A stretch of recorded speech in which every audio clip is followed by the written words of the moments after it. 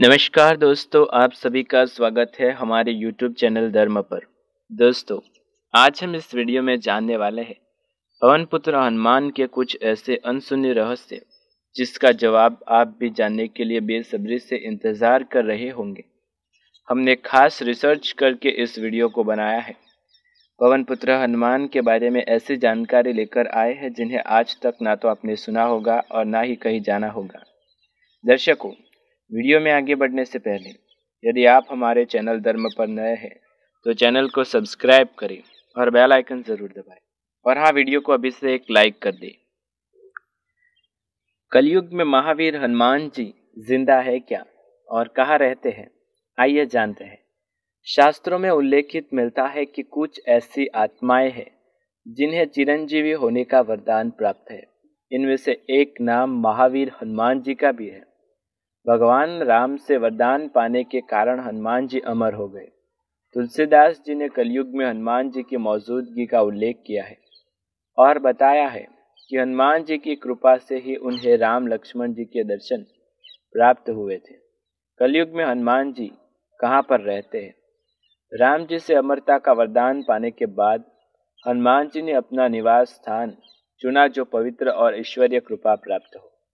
श्रीमद् भागवत पुराण में बताया गया है कि ऐसा पवित्र स्थान गदमादन पर्वत है। यहीं पर राम जी के दुलारे और कलयुग में धर्म के रक्षक हनुमान जी निवास करते हैं।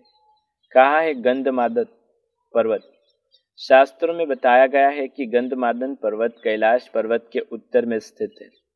इस पर्वत पर महर्षि कश्यप ने तपस्या की थी। इस पर्वत पर गंधर्व, किन्नरों, अप्सराओं और सिद्ध ऋषियों का निवास है। इस पर्वत के शिखर पर किसी वाहन से पहुंचना असंभव माना जाता है। यहाँ पर हनुमान जी स्थित है, ऐसी जानकारी हमें प्राप्त हुई है। क्या हनुमान जी की शादी हुई थी? वैसे तो भगवान हनुमान बाल ब्रह्मचारी थे, पर फिर भी उनकी शादी हुई थी। ये बात उन दिनों की है जब हनुमान जी सूर्यदेव के पास शिक्षा ग्रहण करने के लिए गए हुए थे। तब कुछ विद्याओं की प्राप्ति के लिए विवाहित होना आवश्यक था।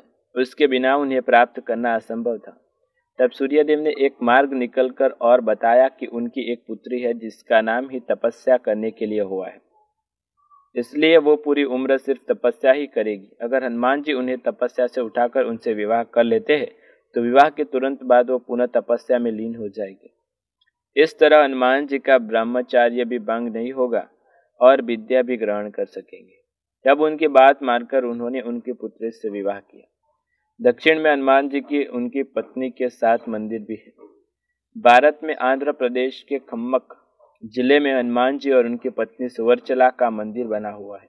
इस मंदिर में हनुमान जी अपनी पत्नी सुवर्चला के साथ विराजमान है और यह मंदिर एकमात्र सबूत है जहां पर पता चलता है कि हनुमान जी की शादी हुई थी। हनुमान जी को देख शनिदेव ने क्यों किया था स्त्री रूप धारण? 400 साल पुराने मंदिर में ऐसे ही प्रतिमा है स्थापित। सागर मुख्यालय के करीब 42 किलोमीटर दूर स्थित रहली में सुनार नदी के किनारे पर स्थित बजरंगबली का प्राचीन मंदिर। 400 साल पुराने इस मंदिर में हनुमान जी की प्रतिमा के पैर के नीचे स्त्री रूप में शनिदेव दिखाई देते हैं। आइए जानें।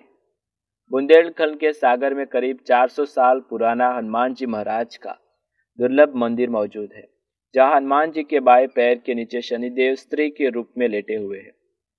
ज्यादातर श्रद्धालु शनिदेव की स्त्री रूप धारण करने की इस कथा नहीं जानते, लेकिन सागर के रहली का बच्चा बच्चा आपको बता देगा कि क्या शनिदेव को स्त्री रूप धारण करना पड़ा। इस कथा को बयां करती है प्रतिमा भी, जो यहाँ पर मौजूद है। तो आइए आपको कथा के बारे में कुछ बताते हैं। मंदिर के पुजारी विवेक शुक्ला बताते हैं कि यहाँ रक्षा सूत्र बांधने से मनोकामना पूरी होती है। यहाँ हनुमान जी मानव रूप में विराजमान है। वही हनुमान जी के बाएं पैर के नीचे स्त्री रूप में स्थित शनिदेव को लेकर ये बताते हैं कि प्राचीन मान्यताओं के अनुसार एक समय शनिदेव का प्रकोप काफी बढ़ गया था।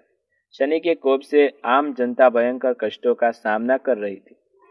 ऐसे में लोगों ने हनुमान जी से प्रार्थना की वह शनिदेव के कोप को शांत करे।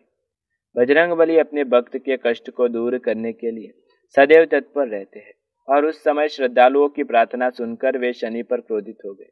जब शनिदेव को ये बात मालूम हुई कि हनुमान जी उन पर क्रोधित है, और ये युद्ध करने के लिए आ रहे हैं, तो वो बहुत ही भयभीत हो गए।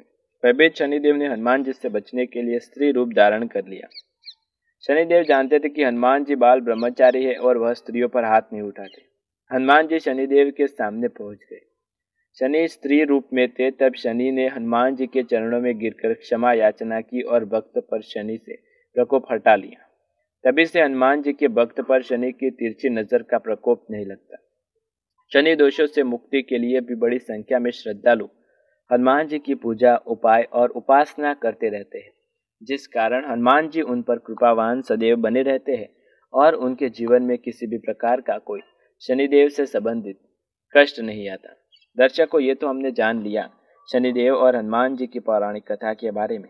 अब आइए, हनुमान जी की लंबाई कितनी थी, हनुमान जी की ऊंचाई कितनी थी। वैसे तो हनुमान जी इतने तेजस्वी थे कि जब जैसा चाहे वैसा रूप आकर धारण कर सकते थे, पर वाल्मीकि रामायण के एक श्लोक के अनुसार हनुमान जी की लंबाई करीब 30 योजन थी। दोस्तों, अब आइए जानते हैं क्या भगवान कृष्ण की मुलाकात हनुमान जी से हुई थी।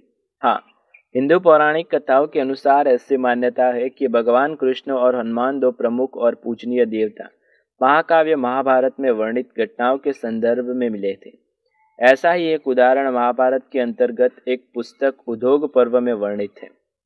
महाभारत काल के दौरान भगवान कृष्ण ने पांडव राजकुमारों में से एक अर्जुन के सलाहकार और साथी के रूप में कार्य किया था। जब कुरुक्षेत्र युद्ध आसन पर था तो अर्जुन युद्ध में लड़ने को लेकर असमंज में पड़ गया था और नैतिक रूप से परेशान हो गया था।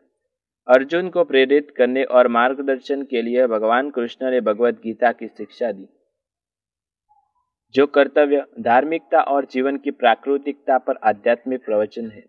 कहानी के कुछ संस्करणों में हनुमान ने कृष्ण की दिव्य बातचीत और गतिविधियों का निरीक्षण करने के लिए युद्ध के दौरान एक सामान्य बंदर होने का नाटक किया और अर्जुन के साथ रथ में सवार हो गए। कहानी के अनुसार युद्ध के दौरान विरोधी पक्ष की ओर से एक शक्तिशाली हथियार अर्जुन के रथ पर हमला करने वाला था।